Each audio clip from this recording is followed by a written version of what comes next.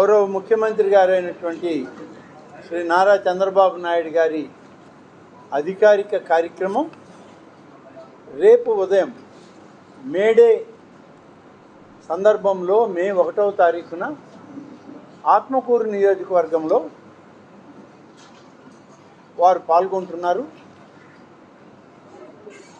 నెల్లూరు జిల్లా పారిశ్రామిక ప్రగతిలో భాగంగా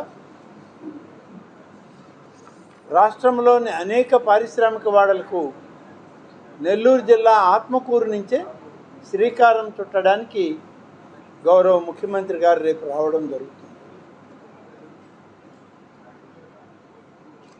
తెలుగుదేశం ప్రభుత్వం అధికారంలోకి వచ్చాక ముఖ్యమంత్రిగా చంద్రబాబు నాయుడు గారు నెల్లూరు జిల్లాకు వచ్చిన సందర్భంలో ఇప్పటికే 2 దఫాలు ఆత్మకూరు నియోజకవర్గానికి రావడం జరిగింది. ఆత్మకూరు నియోజకవర్గంలో జరిగేటువంటి ఇరిగేషన్ ప్రాజెక్టుల సందర్శనార్థం మొదటి దఫా వచ్చారు. ఇప్పుడు పారిశ్రామిక అభివృద్ధిలో భాగంగా పరిశ్రమల్ని ఏర్పాటు చేసేటువంటి ఆ జోన్లను ప్రారంభించడం ఈ జిల్లా నుంచే చేయడానికి వారు రావడం. ఇప్పటి వరకు అధికారికంగా విడుదలైనటువంటి వారి కార్యక్రమం 11:30 గంటలకు ఆత్మకూరు పట్టణంలోని గర్ల్స్ రెసిడెన్షియల్ జూనియర్ కాలేజ్ ఏదైతే ఉందో అక్కడ హెలీప్యాడ్ ఉంది. ఆ హెలీప్యాడ్కి వారు నేరుగా అక్కడికి వస్తారు. అక్కడి నుంచి ప్రజాప్రతినిధులు, ఇతర పబ్లిక్ రిప్రజెంటేషన్స్ ఏమన్నా ఉంటే హెలీప్యాడ్ దగ్గరే అవన్నీ రిసీవ్ చేసుకొని అక్కడ నుంచి బయలుదేరిన తర్వాత ఆత్మకూరు మున్సిపల్ పరిధిలోని ఒక గిరిజన కాలనీని కూడా వారు సందర్శించడానికి ఇప్పటికే వారు సూచనప్రాయంగా చెప్పడం జరిగింది. హైవే పక్కనే ఉన్నటువంటి గిరిజన కాలనీకి వారు నేరుగా వెళ్తారు. అక్కడ ఉన్నటువంటి గిరిజనుల యొక్క సమస్యలు తెలుసుకోవడం, వారి యొక్క జీవన శైలి, కుటుంబ సంక్షేమాల గురించి వారితో మాట్లాడి వాళ్ళకి మెరుగైన జీవన ప్రమాణాలు రావడానికి ఏం చేయాలనేటువంటి విషయంలో, అలాగే సామాజిక పెన్షన్లను కూడా 1వ తారీఖు ప్రతి నెల ఇచ్చే ఆనవాయితీ ప్రకారం రేపు ముఖ్యమంత్రి గారు ఆ ఆత్మకూరు మున్సిపాలిటీలో గిరిజన కాలనీలో ఇవ్వడం జరుగుతుంది. అక్కడ నుంచి మళ్ళీ బయలుదేరాక మేడే సందర్భంలో కొందరు కార్మికులని, శ్రామికులని వారు కలుసుకునే అవకాశం ఉంది. అది వారు ఎక్కడైనా కలవచ్చు, ఎవరినైనా కలవచ్చు. దానికి ముఖ్యమంత్రి గారు ఆ సందర్భంలో రేపు జరిగే ఆయన ప్రయాణంలో కార్మికులతోటి వారు మాట్లాడతారు. ప్రత్యేకంగా కార్మికుల యొక్క స్థితిగతులు, శ్రమశక్తి ఏ విధంగా ఈ దేశానికి, ఈ రాష్ట్రానికి అవసరమో ఆ శ్రామికులను అడిగి తెలుసుకోవడం, వాళ్ళకి సరైనటువంటి విధంగా ప్రభుత్వ పరంగా ఇవ్వాల్సిన సంక్షేమం గురించి కూడా వారితో మాట్లాడేటువంటి కార్యక్రమం.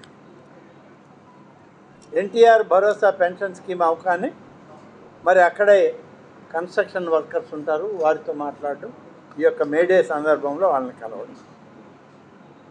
దాని తర్వాత ఆంధ్రప్రదేశ్ ఇండస్ట్రియల్ ఇన్ఫ్రాస్ట్రక్చర్ కార్పొరేషన్ ఏపీఐఐసికి సంబంధించిన ఎంఎస్ఎంఈ ప్రాజెక్ట్ ఒకటి పూర్తి అయింది. ఆ ఎంఎస్ఎంఈ ప్రాజెక్టులో దాదాపు 173 ఎకరాల భూమిలో ప్లాటింగ్ చేశారు, రోడ్లు వేయడం జరిగింది, ఎలక్ట్రిఫికేషన్ పూర్తయింది. అలాగే వాటర్ కూడా ఇవ్వడానికి, వాటర్ గ్రిడ్ నుంచి వాటర్ ఇవ్వడానికి కూడా నిర్ణయించుకున్నారు. అక్కడ ఈ ఎంఎస్ఎంఈ ప్రాజెక్టుని ముఖ్యమంత్రి గారి యొక్క ఆలోచన విధానం ప్రతి ఒక్కరూ ఉద్యోగ భద్రత ఉండాలి, ప్రతి ఒక్కరు కూడా మంచి భవిష్యత్తు ఉండాలనేది ఇప్పటి వరకు ఆయనకు ఉన్నటువంటి ఆలోచన. కానీ కూటమి ప్రభుత్వం ఏర్పడి మళ్ళీ ముఖ్యమంత్రి అయ్యాక ఇవాళ ముఖ్యమంత్రి గారి యొక్క ఆలోచన 2047 అనేటువంటి ఒక ప్రణాళికలో ప్రతి కుటుంబం నుంచి ఒక పారిశ్రామికవేత్త ఉండాలి. వాళ్ళు మగవారైనా ఆడవారైనా ఒక ఎంటర్‌ప్రెన్యూర్ ఇన్ ఈచ్ ఫ్యామిలీ అనేటువంటి కాన్సెప్ట్లో గౌరవ ముఖ్యమంత్రి గారు పారిశ్రామిక రంగాన్ని పరుగులు పెట్టించాలి. పరిశ్రమలతోటే ప్రతి ఒక్కరికి మంచి భవిష్యత్తు, ఉపాధి, ఉద్యోగ అవకాశాలు రావాలి. ఉద్యోగాలు ఇచ్చే స్థితికి మన రాష్ట్రంలో ఉండాలే తప్ప మరి ఎక్కడికో పోయి ఉద్యోగాలకి ఉపాధి కోసం ఇతరుల దగ్గర నిలబడే పరిస్థితి ఆంధ్రప్రదేశ్ యువతకు ఉండకూడదనేదే ముఖ్యమంత్రి గారి ఆలోచన. అందుకనే ప్రతి కుటుంబం కూడా ఒక పారిశ్రామికవేత్త కావాలి. ఆ ఆలోచనతో పారిశ్రామిక రంగాన్ని అభివృద్ధి చేయడంలో ఈ ఎంఎస్ఎంఈ పార్కులకి ప్రధాన పాత్ర ఉండాలని చెప్పి నెల్లూరు జిల్లా నుంచి ఆత్మకూరులో ఉన్న ఎంఎస్ఎంఈని ప్రారంభిస్తూ ఈ రాష్ట్రంలో 175 నియోజకవర్గాల్లో ఎంఎస్ఎంఈ పార్కులు ఏర్పాటు చేయాలన్నటువంటి ప్రభుత్వ విధానంలో భాగంగా ముఖ్యమంత్రి గారి 2047 విజన్లో భాగంగా 50 నియోజకవర్గాల్లో మొదటి విడతగా 50 ఎంఎస్ఎంఈ పార్కుల్ని ఆత్మకూరు నుంచే ప్రారంభించడానికి నిర్ణయించడం జరిగింది. కాబట్టి దాదాపుగా ఈ కార్యక్రమం అక్కడ ప్రారంభించడం, నెల్లూరు జిల్లాలో ఉన్నటువంటి కొత్తగా పరిశ్రమలు స్థాపించాలని వచ్చేటువంటి ఎంటర్‌ప్రెన్యూర్స్ కానీ, ఇప్పటికే పరిశ్రమలు స్థాపించినటువంటి ఇండస్ట్రియలిస్టులు కానీ దాదాపు 200 మంది వివిధ పరిశ్రమలకు సంబంధించిన వాళ్ళు ముఖ్యమంత్రి గారితో అక్కడ సమాలోచన జరిపేటువంటి అవకాశం ఉంది. ముఖ్యమంత్రి గారు వాళ్ళందరితో కూడా పరిశ్రమల అభివృద్ధికి ఏ చర్యలు తీసుకోవాలి, ప్రభుత్వం ఏ రకమైన ఆలోచనతో ముందుకు వెళ్తూ ఉందనేది కూడా వారు చర్చిస్తారు. పార్టీ నాయకులు కూడా స్వాగతం చెప్పడానికి సిద్ధంగా ఉన్నాం. అన్ని ఏర్పాట్లు కూడా ఈరోజు సాయంత్రం 5 గంటలకి పూర్తి చేయాలని ఇప్పటికే అధికారులకి మా పార్టీ నాయకులకు కూడా ఆదేశాలు ఇచ్చాం. ఎప్పటికప్పుడు సమీక్షిస్తున్నాం. జిల్లా అధికార యంత్రాంగం అంతా జిల్లా కలెక్టర్ గారి ఆధ్వర్యంలో సమీక్షిస్తుంటే ఆ నియోజకవర్గ ప్రతినిధిగా మా పార్టీ కార్యక్రమాలు, ఇతర అభివృద్ధి సంక్షేమ కార్యక్రమాలని నేను పర్యవేక్షిస్తూ రేపటి కార్యక్రమం విజయవంతం అవ్వాలని మేము చర్యలు తీసుకుంటాం.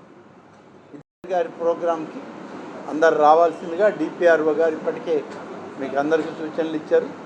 మీ అందరినీ కూడా మేము కూడా ఆ నియోజకవర్గ ప్రతినిధిగా అందరినీ ఆహ్వానిస్తున్నాను. మరి ముఖ్యమంత్రి గారి పర్యటన కాబట్టి ఏ మేరకు ఎలా సమాచారం ఇస్తారు ఏంటి అనేది డిపిఆర్ఓ గారు అలాగే ఐఎన్పిఆర్ డిపార్ట్మెంట్ నేరుగా వాళ్ళు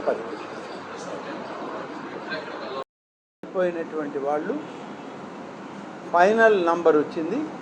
7 మంది చనిపోయారని, క్షతగాత్రుల్లో కూడా ఒక్కరే హాస్పిటల్లో అడ్మిట్ అయ్యారు. ఇది అక్కడ నుంచి రాష్ట్ర హోంమంత్రి గారు, రాష్ట్ర రెవెన్యూ మంత్రి గారు పంపించినటువంటి సమాచారం.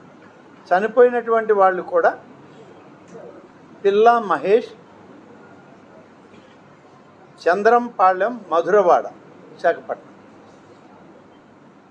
పిల్లా శైలజ, వైఫ్ ఆఫ్ మహేష్, చంద్రంపాళ్యం, మధురవాడ. ఇద్దరు కూడా సాఫ్ట్వేర్ ఎంప్లాయీస్. భార్య ఇన్ఫోసిస్లో ఉంటే భర్త హెచ్సిఎల్లో సాఫ్ట్వేర్ ఎంప్లాయీ. వాళ్ళిద్దరూ కూడా ఈ చనిపోయిన వాళ్ళలో ఉన్నారు. Gujjari Mahalakshmi, wife of Prasad, HB colony, Visakhapatnam. Paila Venkataratnam, Umanagar, HB colony, Venkojipalem,